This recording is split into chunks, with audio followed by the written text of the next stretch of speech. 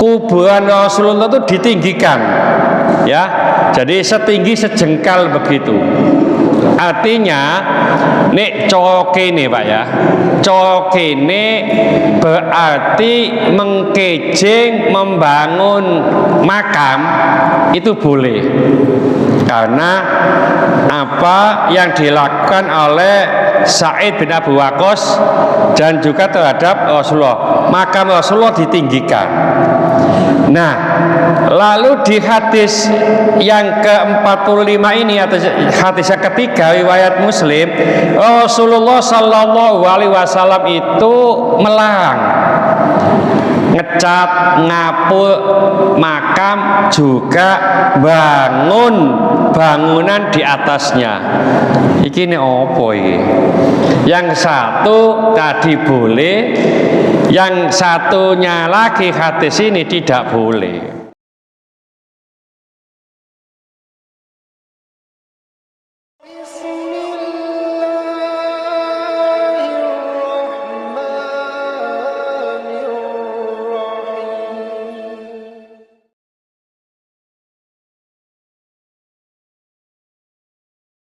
Assalamualaikum warahmatullahi wabarakatuh. Ila hadratin Nabiyil Mustafa sallallahu alaihi wasallam wa ila jami' ikhwanihi minal anbiya'i wal mursalin wal awliya wa syuhada wa salihin wa sahabati wa tabi'in wal ulama'i wal amilin wal musannifin wal mukhlisin wa ila jami'il mujahidin fi sabilillahil malaikati muqarrabin, khususan ila sayyidina Syekh Abdul Qadir Jilani wabil khusus Syekh Ibnu Hajar Al-Asqalani. Al-Fatihah.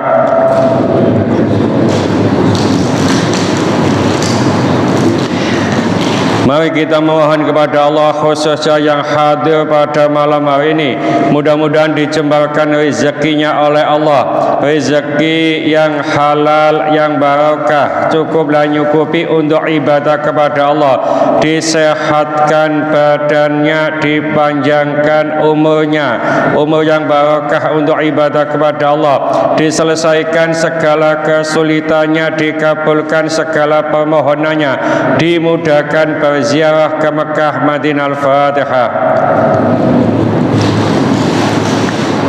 Mari kita doakan saudara-saudara kita yang pada malam hari ini belum dapat bergabung dengan kita, entah karena sakit, mudah-mudahan Allah memberikan cepat kesembuhan, entah karena sibuk, mudah-mudahan Allah memberikan keluangan waktu sehingga minggu-minggu berikutnya bisa bergabung dengan kita. Kita bacakan Fatihah untuk siapa saja, khususnya jamaah kita yang pernah sholat di musola ini, yang telah meninggalkan kita semuanya. Mudah-mudahan Allah menerima segala amal ibadahnya, mudah-mudahan Allah mengampuni segala kesalahan dan dosa-dosanya, dan mudah-mudahan Allah menempatkan ia di tempat yang mulia di sisinya. Al-Fatihah.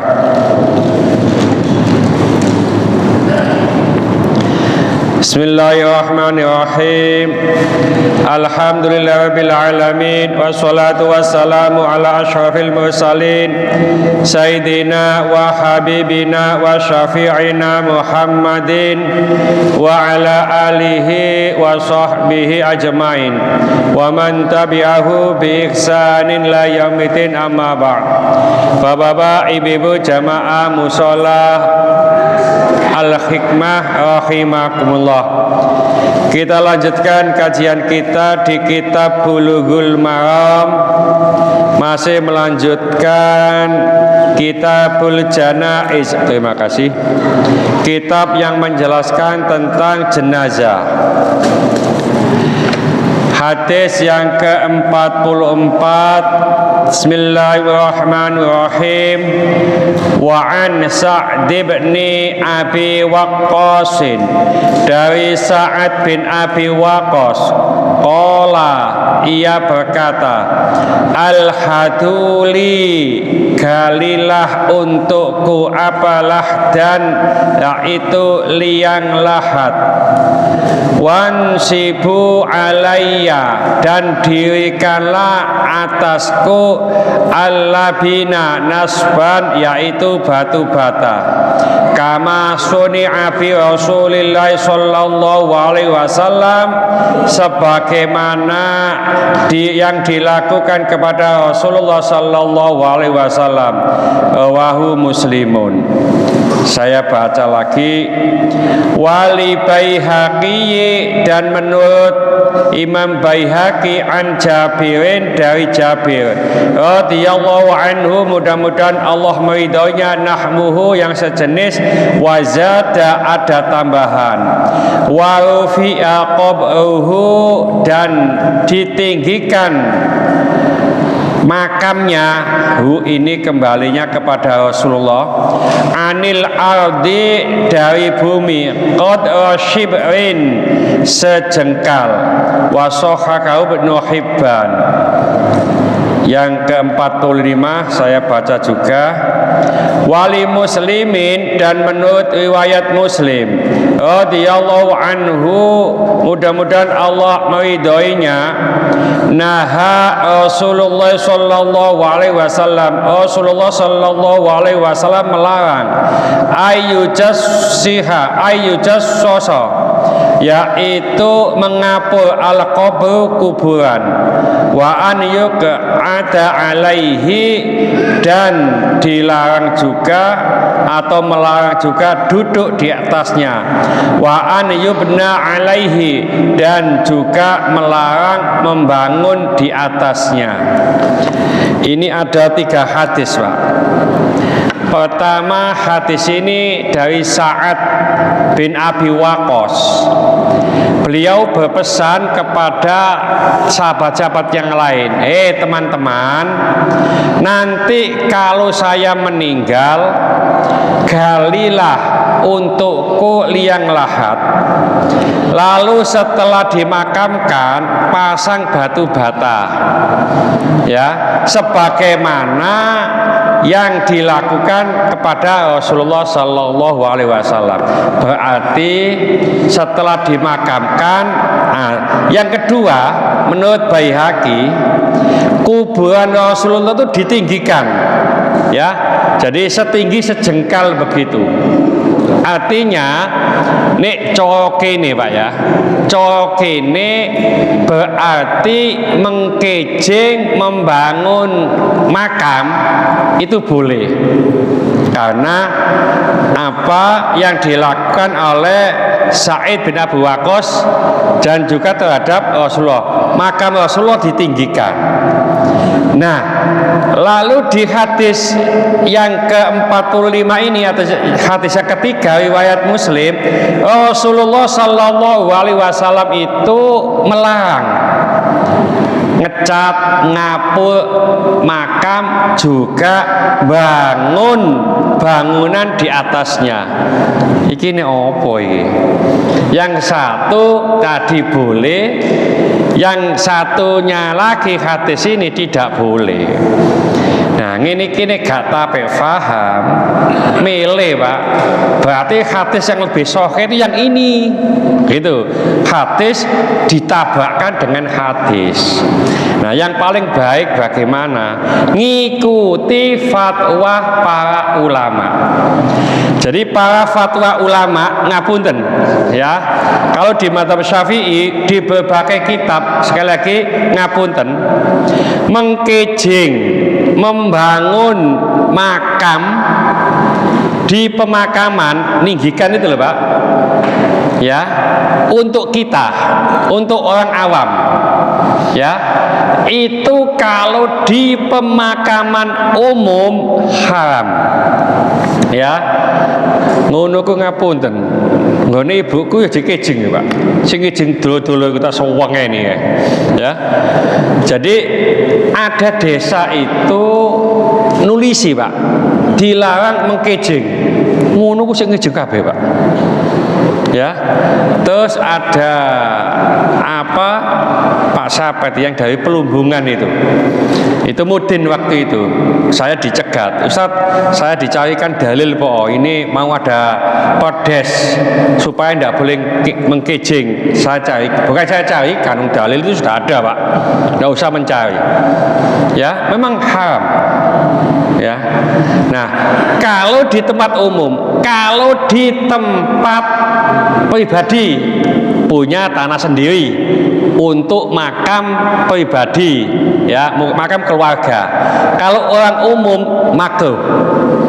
Jadi tetap tidak baik. Jadi, mengkejing di tempat pemakaman keluarga itu juga tidak boleh. Ya. Lalu yang ini makruh, kalau di tempat umum haram. Kenapa? Karena mempersempit ya tanah makam. Kalau sudah dikejing ini orang tidak berani untuk menggali Pak. Alhamdulillah mayoritas di Sidoarjo kalau saya lihat makam-makam di Sidoarjo itu tidak dikejing Pak. Jadi hanya muncul maesan-maesan gitu aja. Kalau di tempat saya itu waduh wis. Terus begini, saya ngaji di Gresik Kota Baru ya, di Masjid Al-Ikhlas. Kebetulan takmirnya itu kepala desa juga. Ya, rumahnya dekat Gus Yani sana itu, Bupati Gresik. Saya tanya, Pak Lurah, waktu ngaji bab ini juga. Kalau di Randu Agung, desanya Randu Agung, itu bagaimana peraturan desa? Ternyata peraturan desa itu begini. Orang yang meninggal setelah aturan ini diterapkan tidak boleh dikejing. Kalau yang sudah dikejing sudah tidak apa-apa. Ya, jadi artinya ini disepakati. Yang sudah dikejing sebelum ada peraturan tidak dibongkar. Tapi ada desa itu yang mengatakan pokoknya yang dikejing semuanya diratakan, baik sudah keluar peraturan ini atau belum. Ada yang begitu, disetujui semuanya diratakan Pak. Ya rata-rata di Sidoarjo begitu. Ya banyak yang diratakan. Nah itu kok nggone Sunan Giri, nggone macam-macam itu. Umpamane dibangun cungkup begitu. Ya begini. Sebetulnya kasih nama Pak, kita ya secara umum kasih nama di maesan itu dilarang. Ya umpamanya namanya ojo wong kene yo, sok kabeh kene. Ya Pak Fulan itu dilarang. Kecuali kalau nanti takut hilang. Ya dan seterusnya. Nah, termasuk mengkejing tadi.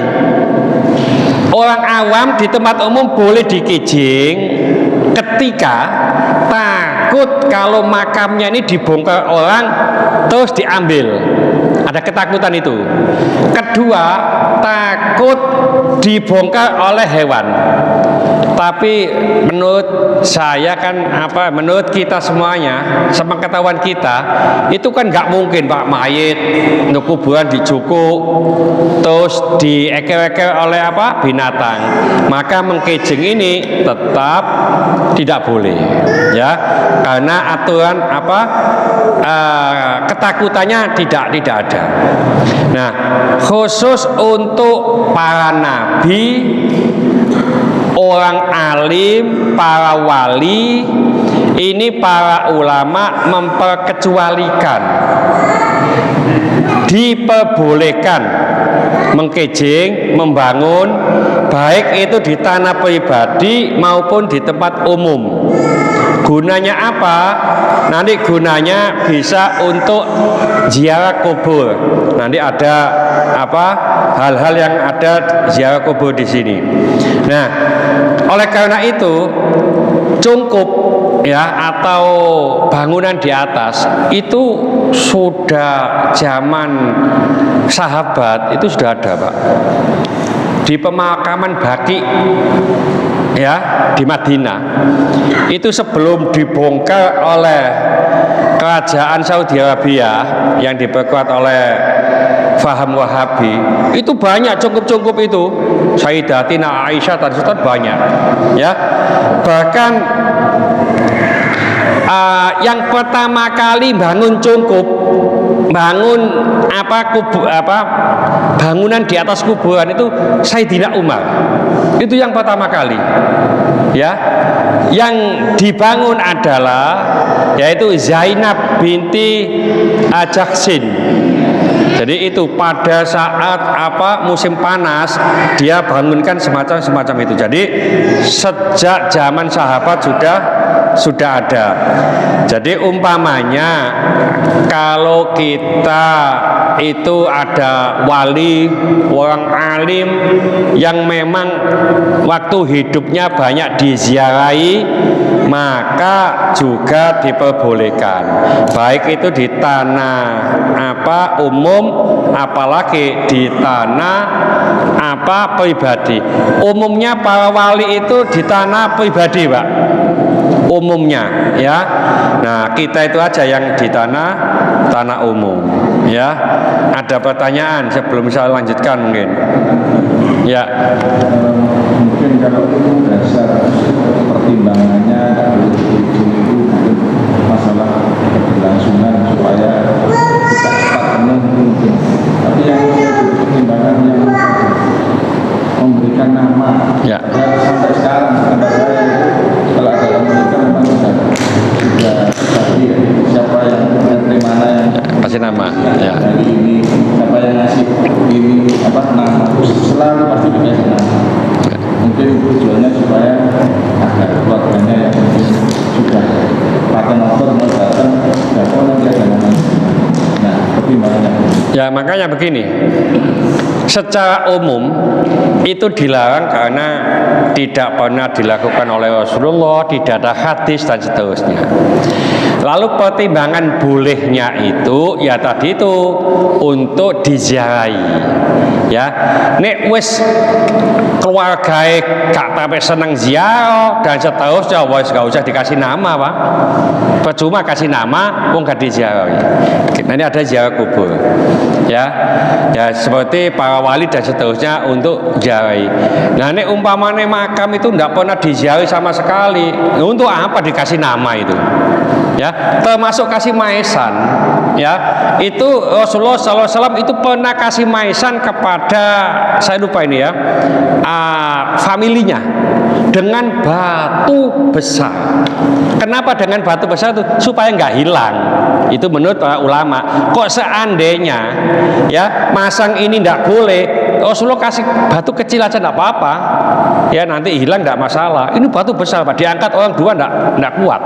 Ya, makanya tetap kasih maesan itu masih diperbolehkan. Nah, nama itu memang tidak pernah dilakukan oleh Rasulullah SAW. Nah, oleh para ulama masih diperkenankan selama itu memang diziarahi dan takut hilang apabila pas ziarah itu keliru, Pak.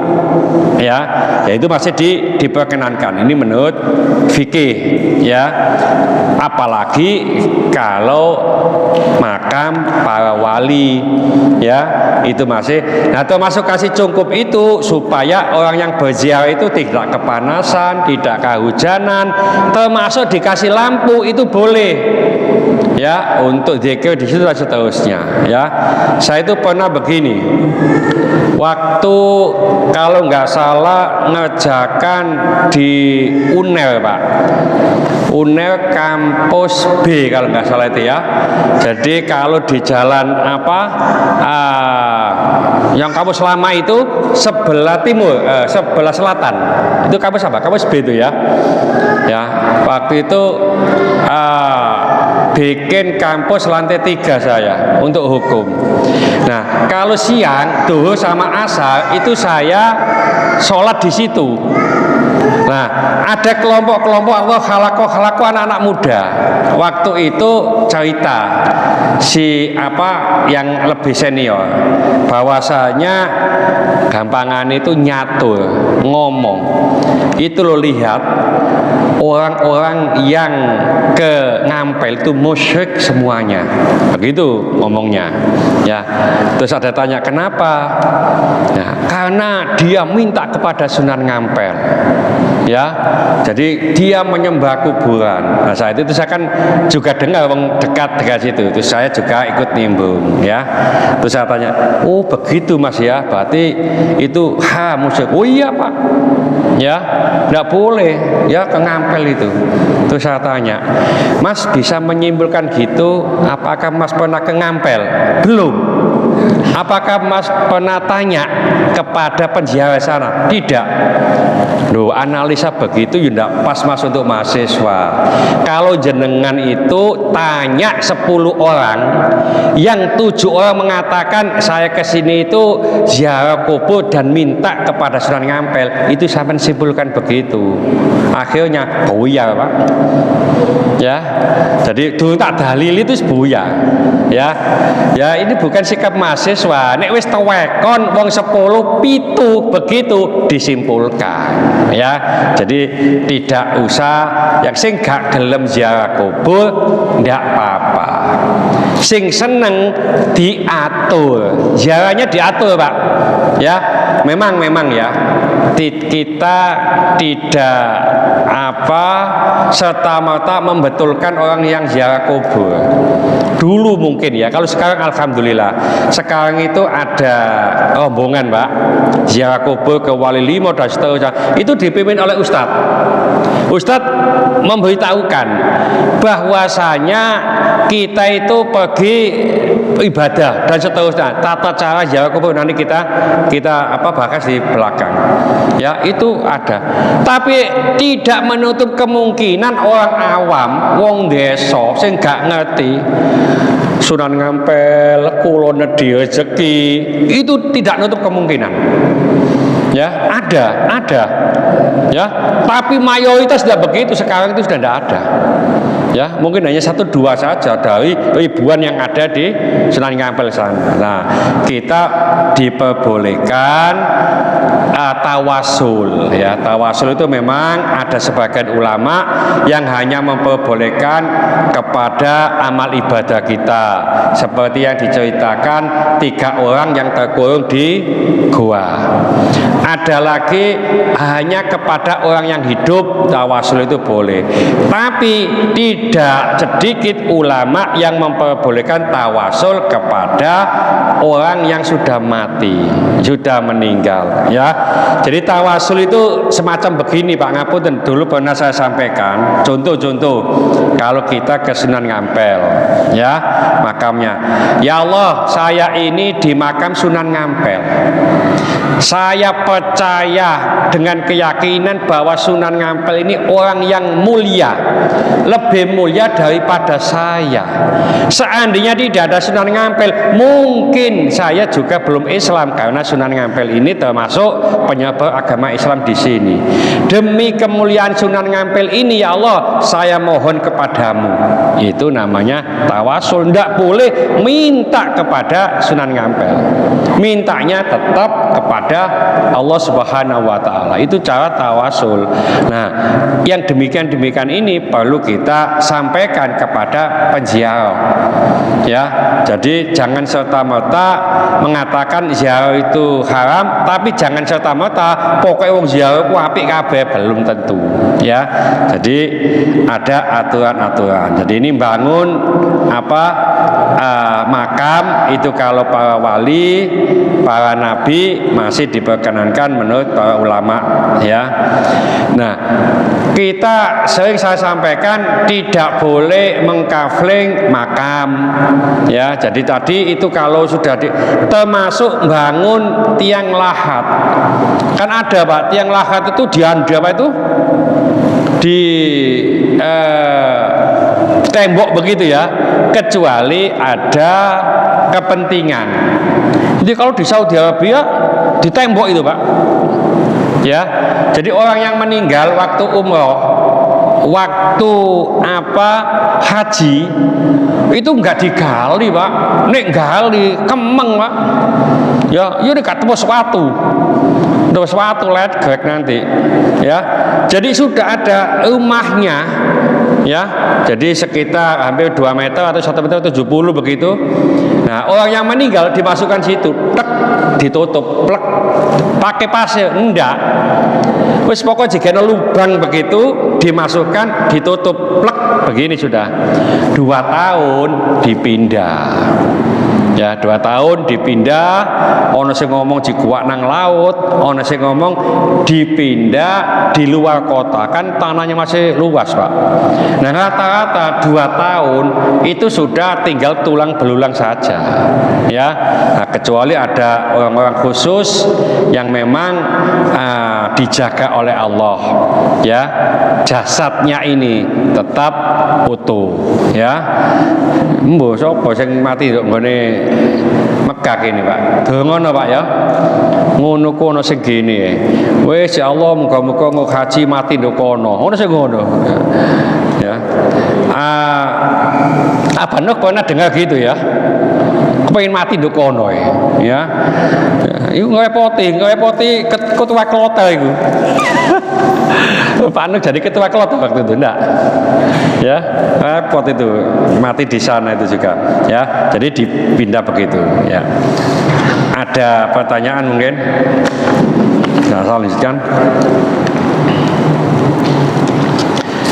Bismillahirrahmanirrahim. Nah, tadi termasuk duduk ya.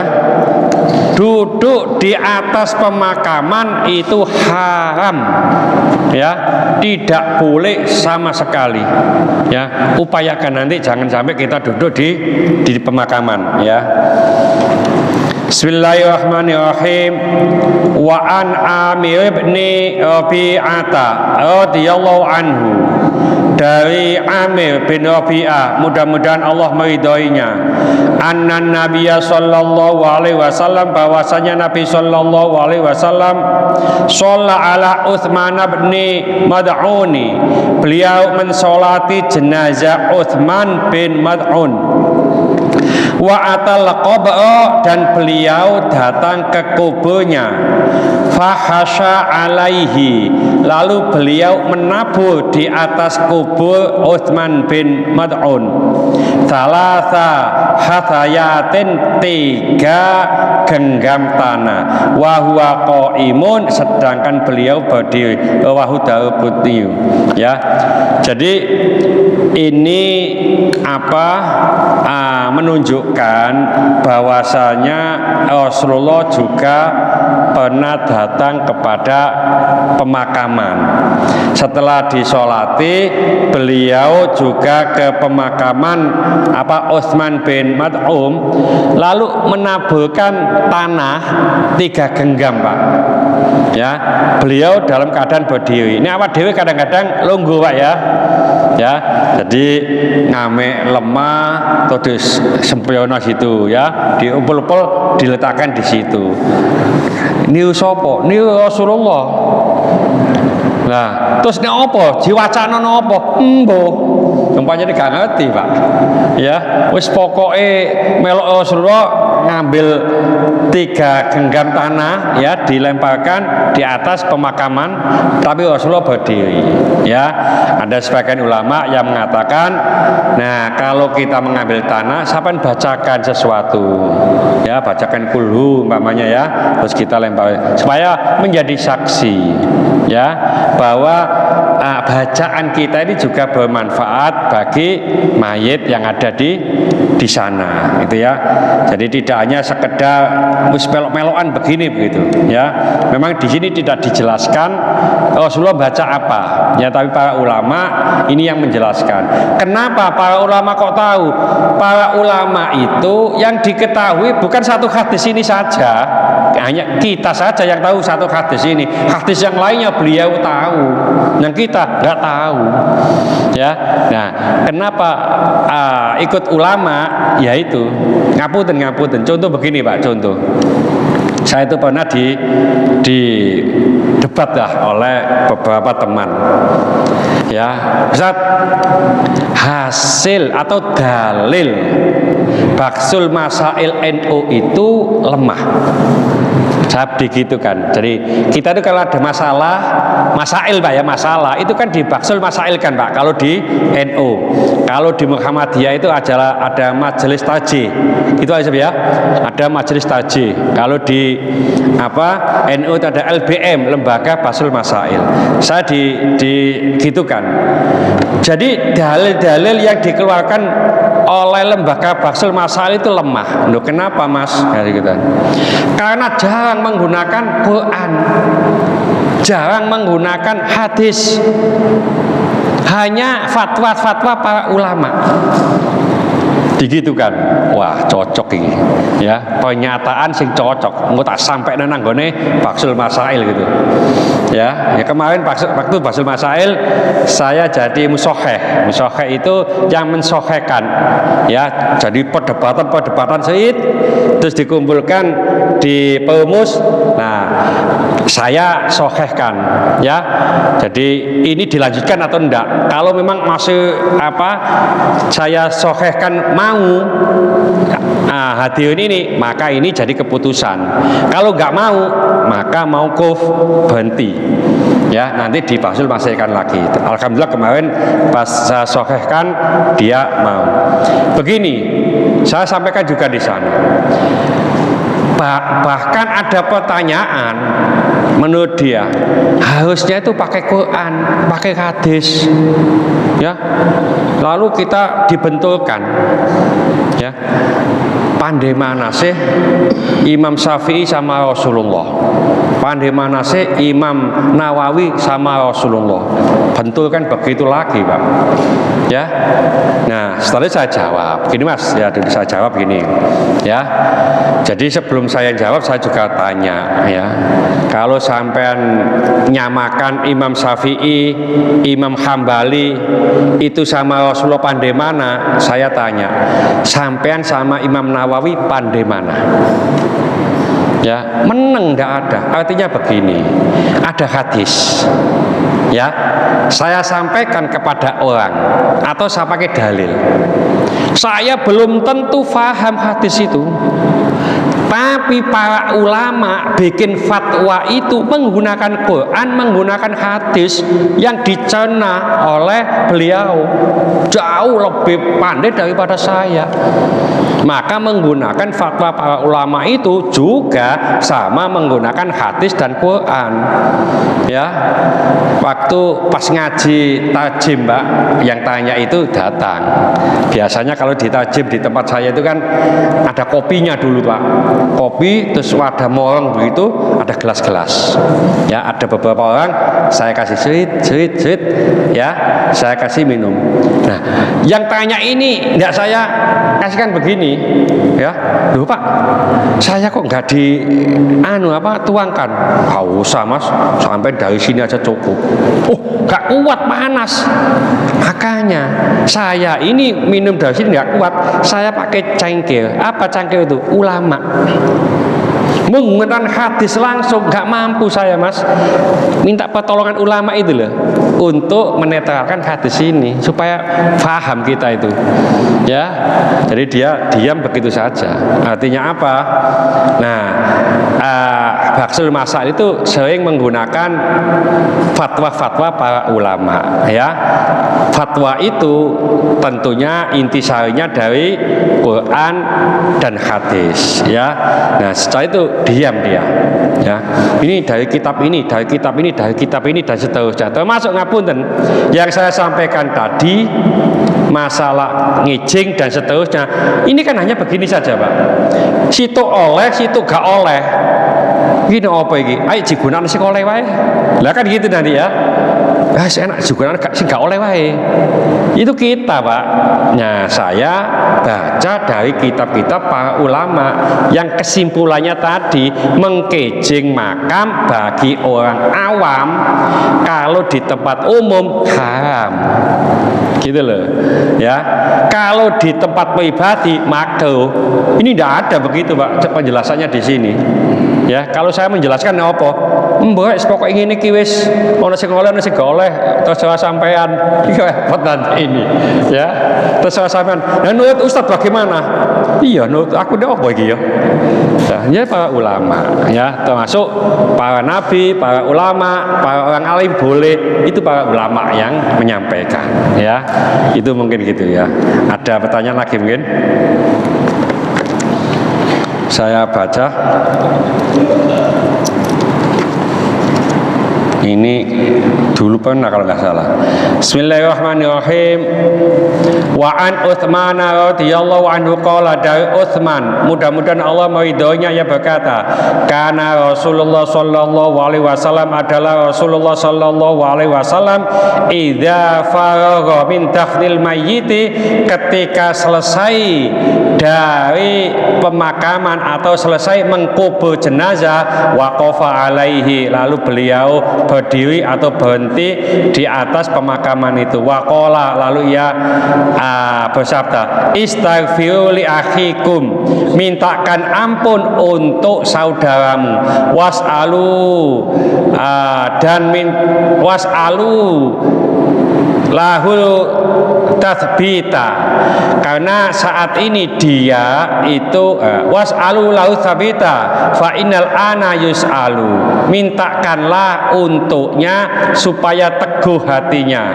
Kenapa? Fa innahul ana yus'alu, karena sekarang ia ditanya. Abu Dawud wa sahahul Hakimu, disahihkan Imam Hakim. Jadi Rasulullah sallallahu alaihi wasallam itu selesai pemakaman, selesai beliau berdiri, beliau berhenti sebentar, nyuruh sahabat-sahabatnya, iki saudaramu ini mintakan ampun. Yang namanya saudara itu bukan saudara kandung, Pak. Ya, bukan saudara kandung. Wis pokoknya wong Islam itu saudara. Ya, karena dia tidak dikatakan saudara kandung, ya. Jadi istaghfiru itu semuanya. Ya, mohonkan ampun oleh kalian semuanya. Untuk siapa? Li akhikum, ya, untuk saudaramu, ya, yang dimakamkan tadi itu. Kenapa? Was'alu lahu tathbita, ya. Jadi mohonkanlah untuknya supaya teguh hatinya, ya, karena sekarang ditanya. Nah, kita kalau setelah pemakaman terus nanti itu kita mintakan ampun, kita bacakan sesuatu, itu juga tidak serta-merta disalahkan, karena ada hadis sahih riwayat Abu Dawud dan Imam Hakim, ya. Jadi kadang-kadang itu kalau sudah pulang semuanya, keluarganya itu kan masih kadang-kadang di situ, Pak, ya, ada mintakan ampun dan seterusnya. Ini kita kenal nggak kenal juga begitu. Nah, ini yang selanjutnya panjang ini, ya. Jadi ini mentalkin, ya, mentalkin mayit di makam ini nanti, insya Allah minggu depan, ya. Jadi ada yang boleh, ada yang tidak, ya monggo, ya, nanti dasarnya kita sampaikan, ya. Kurang berapa menit ini, ya? 48. Oh ya, tak baca lagi aja.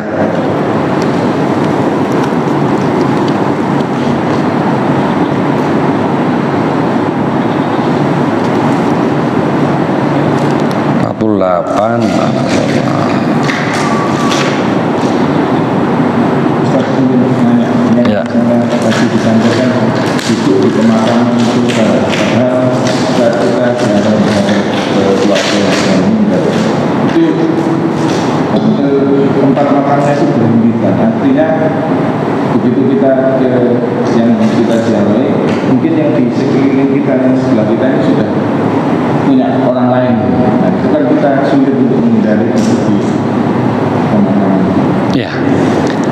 Jadi kebiasaan ada patok atau apa maesan, ada maesan. Insya Allah kalau ada satu orang itu masih cukup. Nah kalau banyak ini enggak mungkin ya. Nah kalau banyak ya tidak apa-apa di sininya ya.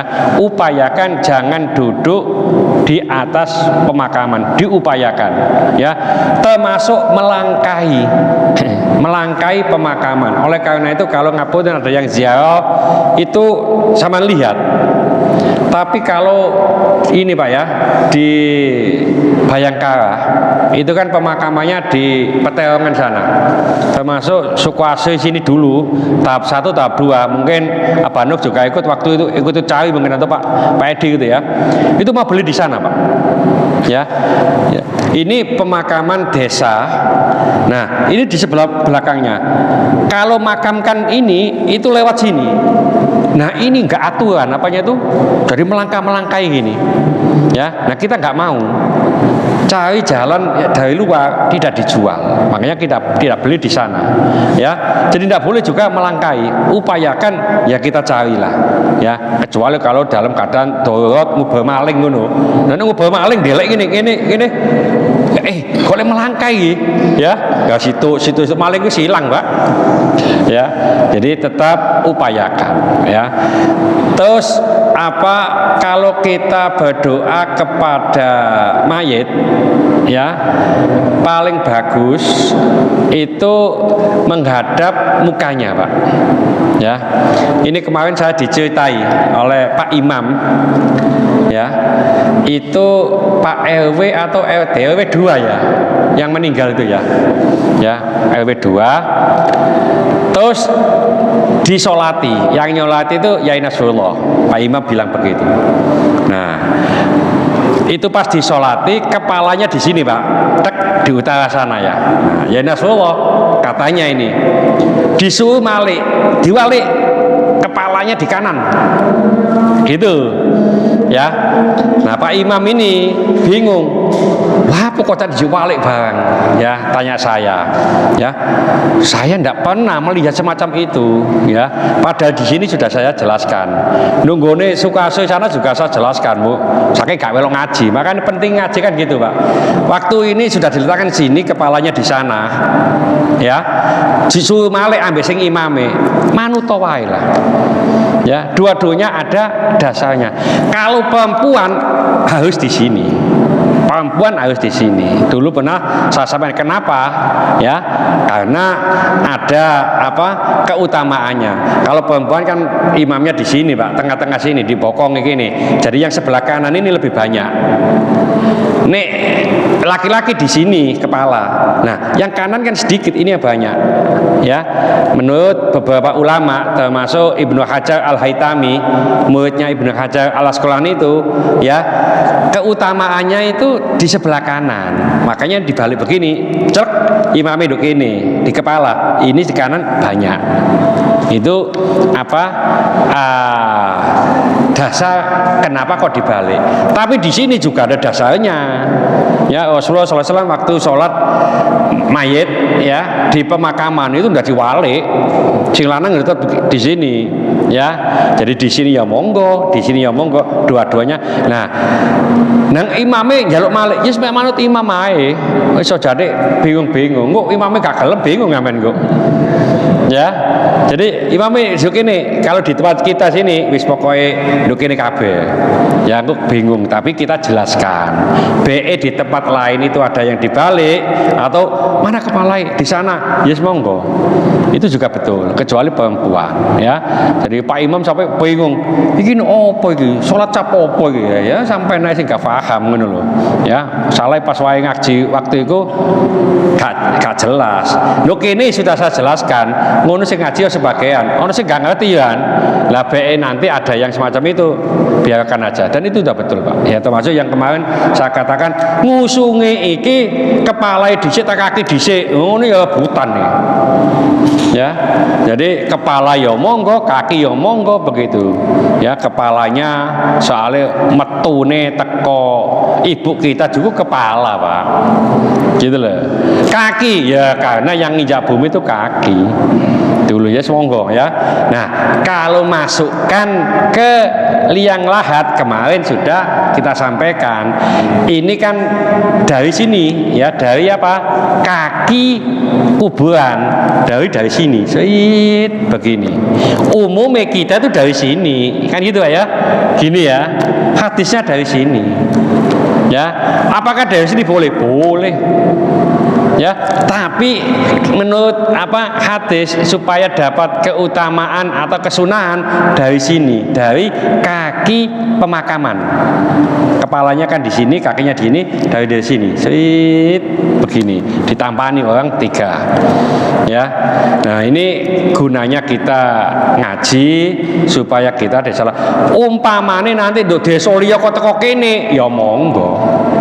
Nah, umpamanya keluarga kita, dari sini nanti, nah ilmunya ya, kita minta ya, terus diperbolehkan itu sesuai dengan hadis yang ada, ya. Ini toke ini malah salah nanti, ya toke ini berarti kakinya dulu, ya. Nah ini kepalanya dulu, makanya mekul itu tadi dianukan. Kenapa kepalanya dulu? Kan dari kakinya Pak, ya karena awal keluar juga kepala dulu. Oh sono tangannya dhisik Pak ya, wong lahir tangannya dhisik gini. Ya gak ono ya. Jadi hal yang demikian perlu kita, dan fikih itu beda, itu umum Pak ya. Fikih itu gak sama ya, penjelasan saya dengan penjelasan ustadz yang lain tidak sama, itu sangat mungkin ya, karena kitabnya juga beda, hadisnya sama, pemahaman dari para ulama juga beda ya. Mungkin ini yang dapat saya sampaikan. Mudah-mudahan sedikit ini dibarengi hidayah oleh Allah Subhanahu wa taala. Mudah-mudahan segala hajat kita dikabulkan Allah, segala kesulitan kita dibantu oleh Allah. Mudah-mudahan anak-anak kita menjadi anak yang soleh, solihah, taat kepada Allah, patuh dan nurut kepada kedua orang tua. Dalam kasih keturunan, mudah-mudahan Allah memberikan keturunan yang soleh, solehah. Terima kasih jodoh, mudah-mudahan Allah memberikan jodoh yang soleh, solehah.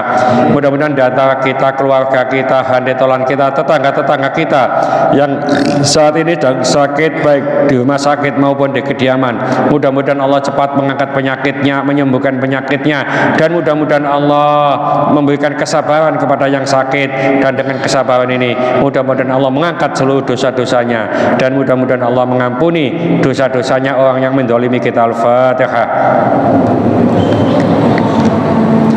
Bismillahirrahmanirrahim. Al-asri innal insana lafi khusrin illa alladziina amanu wa 'amilus solihati wa tawassaw bil haqqi wa tawassaw bis sabr. Subhanakallahumma wa bihamdika asyhadu an la ilaha illa anta astaghfiruka wa atubu ilaik. Assalamualaikum warahmatullahi wabarakatuh.